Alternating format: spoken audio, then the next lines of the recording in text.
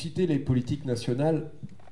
Je me permets à chaque fois de rappeler qu'il y a un pays qui a généré des milliers de jardins partagés et qui a investi énormément d'argent en chefs de culture. Des chefs de culture qui étaient présents dans tous ces jardins à l'échelle d'un pays immense et qui ensuite ont financé, payé des gens pour venir potager. J'ai inventé un verbe, mais faire du potager. Et les gens étaient payés pour le faire, etc.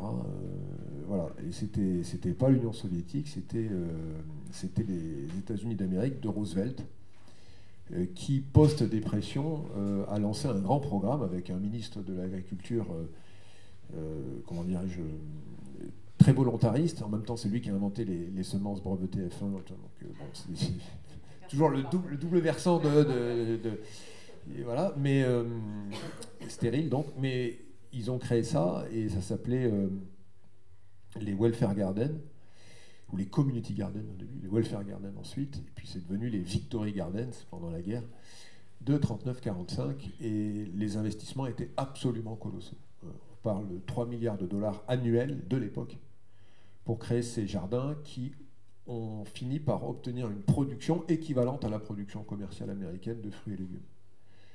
Donc il est donc possible d'imaginer, là pour le coup c'est pas contrefactuel, hein, ça a existé et ça pourrait exister, de parier sur ce principe de créer de l'emploi local, générer de l'autoproduction, financer les gens pour l'autoproduction et s'assurer qu'il n'y a plus de faim. En fait, parce que l'objectif était quand même de nourrir les gens suite à la dépression. Voilà. Donc ça a existé et il faut le rappeler. Pour se donner un peu des visions un peu mobilisatrices à des échelles. Voilà. Moi, personnellement, j'ai essayé de vendre l'idée à tous les cabinets ministériels, ils sont tout à fait d'accord. Mais personne ne m'a rappelé. Bon. Voilà. Alors, on va commencer par présenter Nina Arnoux, ici présente, qui est coordinatrice au jardin de Valbio-Île-de-France. Quentin est là, chef de culture. Voilà. Valbio-Île-de-France, c'est pas très loin d'ici, c'est à Chennevières-sur-Marne. Et c'est un très très beau jardin qui est créé en 2014, un jardin de cocagne, donc en insertion, sur la plaine des Bordes. Donc c'est un jardin départemental, si je ne m'abuse. Et le conseil départemental de l'époque a voulu en faire quelque chose et a proposé effectivement à des porteurs de projets. Et donc un jardin de cocagne s'est créé de 5 hectares de maraîchage diversifié, qui emploie 35 salariés en parcours d'insertion. Et qui, évidemment, génère une production légumière qui est montée de 600 à 900 paniers semaine aujourd'hui, ce qui est un record, enfin, non, pas un record de France, parce que Thaon-les-Vosges fait mieux, mais en tout cas, c'est énorme. Faire 900 paniers hebdo, ça suppose de produire du légume. Il y a des ventes directes à la boutique, bien sûr, et il y a tout un engagement social dont on va parler ici, notamment depuis 2 mois avec des livraisons de 50 paniers hebdo en QPV dans le 18e et 19e. Tu vas pouvoir en parler. Pour l'expérimentation Toc Toc Panier qui est présente ici et qui est financée par la ville de Paris. Voilà, donc ça boucle. Et en partenariat avec l'association Toc en Stock qui est ici. Voilà, donc tu vas pouvoir nous parler de ça. Je rajoute par ailleurs que Valbio-Île-de-France est très engagé avec nous sur une relocalisation des approvisionnements des banques alimentaires. Donc on fait ça à l'échelle nationale avec la Fédération des banques alimentaires. C'est pour ça qu'il ne faut pas opposer le sujet de l'aide alimentaire et de ce type de démarche. Ça peut être complémentaire. Et d'ailleurs, si vous avez envie d'en savoir plus, nous animons un débat ici le 11 février avec Louis Cantuel des Restos du Cœur sur son ouvrage « Faut-il en finir avec l'aide alimentaire ?» Non. D'après lui, non. Voilà. Dina, écoute, tu as le micro. Je te laisse présenter un peu votre démarche sociale en lien avec la mairie. Merci Julien.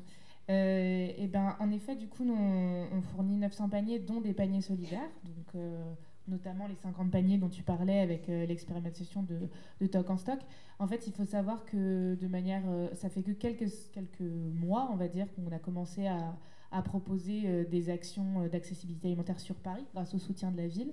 Et surtout, on le fait en coopération avec les autres jardins de cocagne d'Île-de-France. Il faut savoir qu'il y en a 7 au total.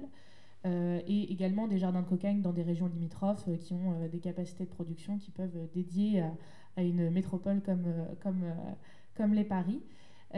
Ça fait plusieurs années que les jardins de cocagne et le réseau s'occupent des questions d'accessibilité alimentaire, se questionnent dessus, essayent de monter des dispositifs.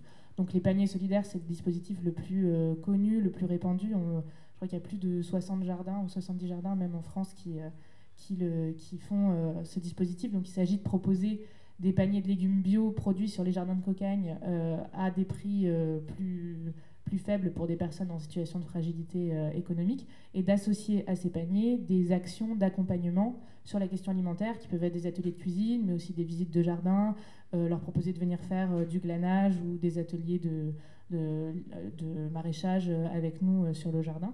Donc toutes ces actions, elles sont proposées par les différents jardins de cocagne en France, et depuis récemment, du coup, à Paris, on a pu commencer à aussi proposer cela, en partenariat avec des acteurs locaux comme Toc en Stock qui portent les ateliers de cuisine qui sont proposés dans le 19e ou 18e, avec un accès quand même nutrition, santé qui est très important et dont on parle de manière générale dans les ateliers de cuisine.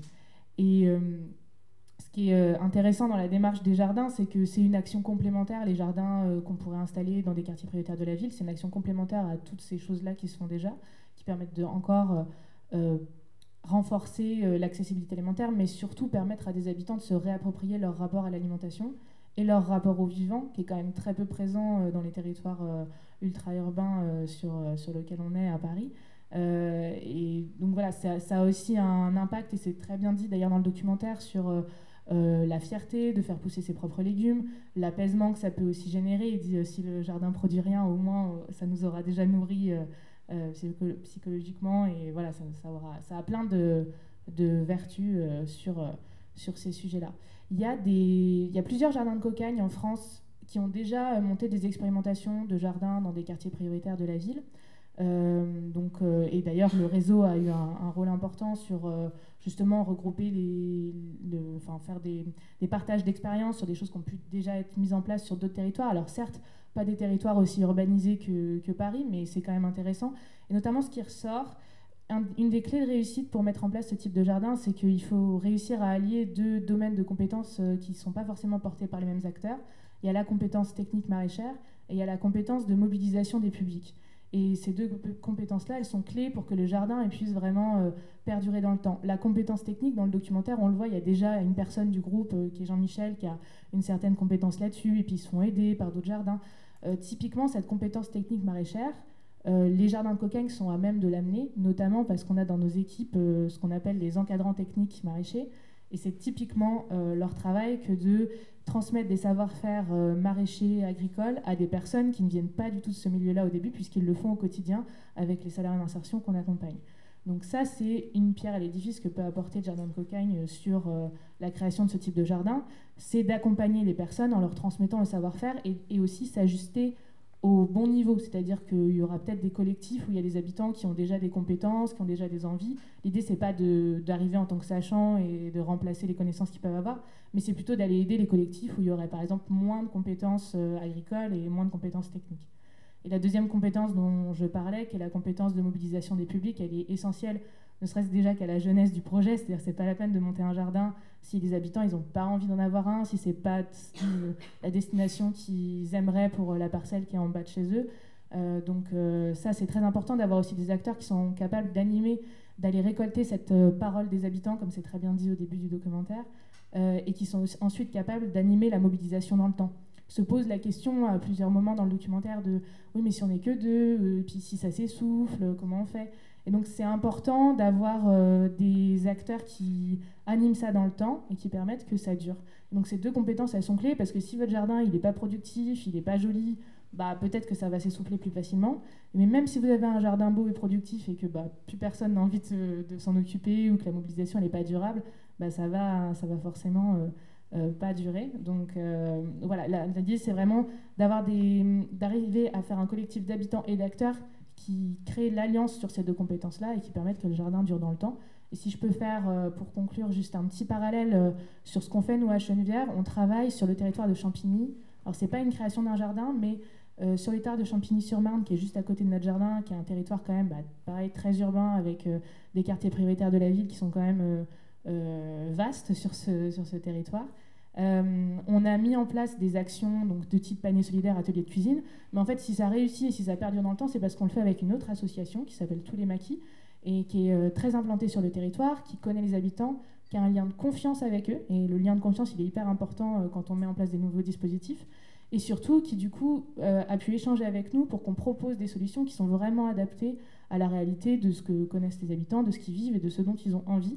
Et du coup, voilà, c'est un super partenariat qui perdure grâce à ça, grâce à cette alliance. Et je pense que c'est des choses qu'il faut reproduire si on entend créer des jardins collectifs en pied d'immeuble. Merci Lina. Je me permets de te poser une question, après on fera des échanges de toute façon avec la salle, mais c'est vrai que quelle est la place des personnes en insertion que vous accompagnez et qui du coup commencent à avoir un certain nombre de compétences sur les itinéraires techniques? Est-ce qu'ils peuvent être éventuellement des accompagnants de ces surfaces-là? Oui, tout à fait. Il y a des modèles qui ont été expérimentés où en fait c'est un encadrant technique maraîcher avec une équipe de salariés d'insertion, qui est un peu une équipe mobile qui va sur les différents jardins et qui intervient encore une fois à hauteur en fonction de la mobilisation et de la connaissance des habitants. Et j'en ai pas parlé, mais effectivement, ça a un vrai impact sur la posture pour les salariés en parcours en insertion, en termes de confiance en eux, en termes de fierté de ce qu'ils savent faire. Ça peut aussi générer des vocations en termes de transmission de savoir-faire, qu'ils soient maraîchers ou autres. Et ça fait la différence dans les parcours d'insertion. Nous, vraiment, ce qu'on essaye de faire, c'est le cas de tous les chantiers d'insertion, c'est reconstruire la confiance des personnes qui sont accompagnées dans nos structures. Et ça, de pouvoir les mettre dans une position où ils transmettent, c'est la meilleure façon de leur faire gagner en confiance. Ça a un vrai impact dans les parcours.